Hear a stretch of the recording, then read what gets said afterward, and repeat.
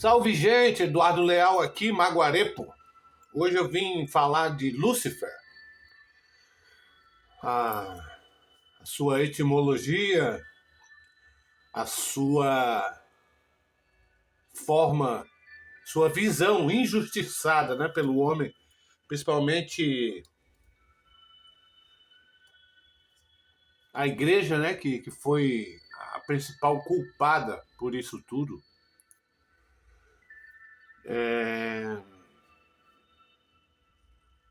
Para começar, Lúcifer, do latim, lux ferri, portador da luz, né? Aquele que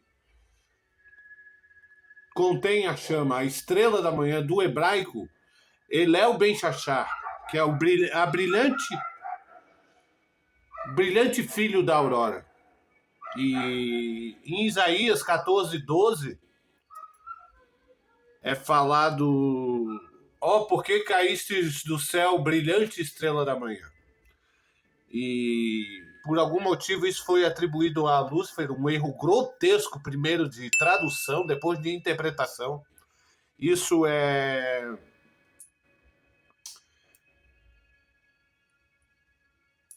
atribuído, né, ao rei da época, que se achava acima de tudo e de todos.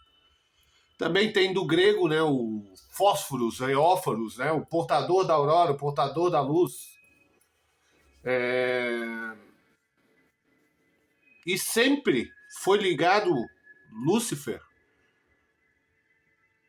não a uma entidade, sim justamente a essa estrela da manhã, esse brilho, essa luz, o planeta Vênus, né? E em fontes pré-bíblicas, a estrela brilhante, né, que cai por orgulho, também dos povos sumérios, da Babilônia, fala de Inanna, né, a Ishtar, que nada mais é que o planeta Vênus, que desce ao submundo. Etana, né, que quer subir ao céu e é rejeitado. Na Canineia, Deus Atar, também, que tenta ocupar o trono de Baal, falha e cai, né? Paralelo à queda também. Na Grécia, Roma, né? Fósforos, Eósforo, é uma divindade benevolente, guia da aurora, né? Filho do deus Eos. Vocês percebem como não tem nenhuma ligação ao mal, né? Mas vamos chegar lá, né? Aí em Isaías 14, do 4 ao 20, não fala de anjo nem de demônio, né? É uma sátira justamente contra o rei da Babilônia, que se achava divino e foi derrubado, como eu já falei. E o verso 16 confirma, né? Dizendo: este é o homem que faz a terra tremer.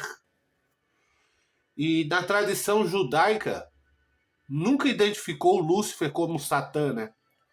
Satã nada mais é que o acusador, né? Literalmente, a palavra Satã quer dizer o acusador, o adversário. E ele nunca foi rebelde, nem um inimigo. Ele é justamente um servo divino, né? Uma ferramenta divina. Porque, convenhamos, né? Poucos de nós estão preparados para encarar a verdade, né? Ser acusado, ó, a sua vida está assim porque você faz isso e aquilo errado.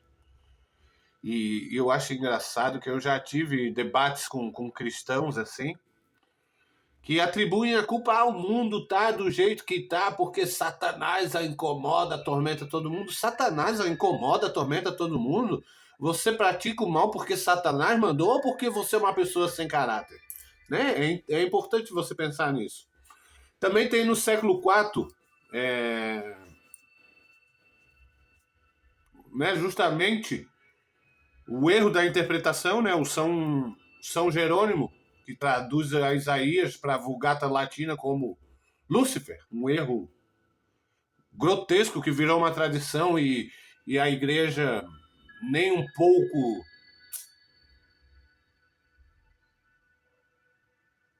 tem a vontade de mudar isso. É importante. Por hora, eu até concordo que, tendo esse castigo, as pessoas já fazem tudo o que fazem hoje, né? Maldade sem precedentes. Imagina se não tivesse, né? Essa promessa de um castigo eterno. E padres como o Agostinho, o Ambrósio, o Gregório Magno, né? Aplicam a imagem de Lúcifer como um anjo mais perfeito, orgulhoso, né? Que quis se igualar a Deus. Agora eu vou passar a minha visão.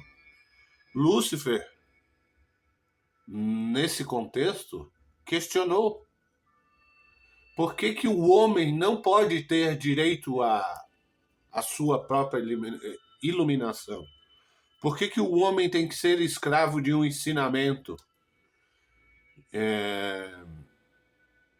em troca de uma promessa de uma salvação, de um paraíso? É por isso que Lúcifer não aceitou, não foi conivente com essa limitação imposta por Javé, né? E livro de Enoque, né, que são textos apócrifos, consolidam essa narrativa, né, de um querubim glorioso, líder de 1/3 dos anjos, expulso por orgulho. No século VIII, Binsfeld classifica Lúcifer como um demônio do orgulho, o primeiro dos 7 pecados capitais, né, que é o orgulho, a ganância, a gula, a vaidade, dentre outros. E o Novo Testamento não tem nenhuma identificação explícita, né?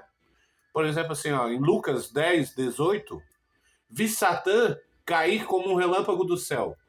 Satã. Em Apocalipse 12, 9, um dragão antigo chamado Diabo e Satã, sem ligar a Lúcifer.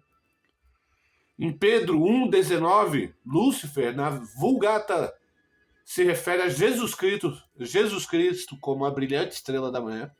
O próprio Jesus, muitas vezes, se intitulou a brilhante estrela da manhã.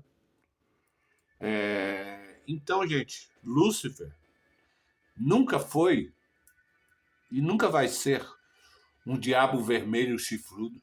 Isso é uma imagem posterior, né, por culpa de tradições aí que visavam não a iluminação humana, sim o controle da humanidade. Então, questione-se. Eu não estou dizendo para você ser luciferiano, mas questione. Pelo menos leia um livro que você diz tanto defender. Então, assim, ó, esse é só o começo, né? Lúcifer é uma força milenar e não vai ser em 10 minutos que será explicado todo o seu poder. Mas por hora eu gostaria de dizer isso. Você que pensa que Lúcifer, você fazendo um pacto com Lúcifer, você vai ficar rico, milionário, fez um pacto hoje, amanhã cai um Pix na sua conta. Pix, você recebeu um Pix de Lúcifer. Não é assim, meu amigo. Lúcifer desperta consciência espiritual e outros, tá? E se você tem curiosidade, procure, pesquise. Tem a Sociedade do Oitavo Anjo aí, que eu também vou estar passando meus conhecimentos aí adquiridos ao longo dos anos aí, estudando sempre. Então é isso, gente. Ave Lúcifer! Bons momentos a todos!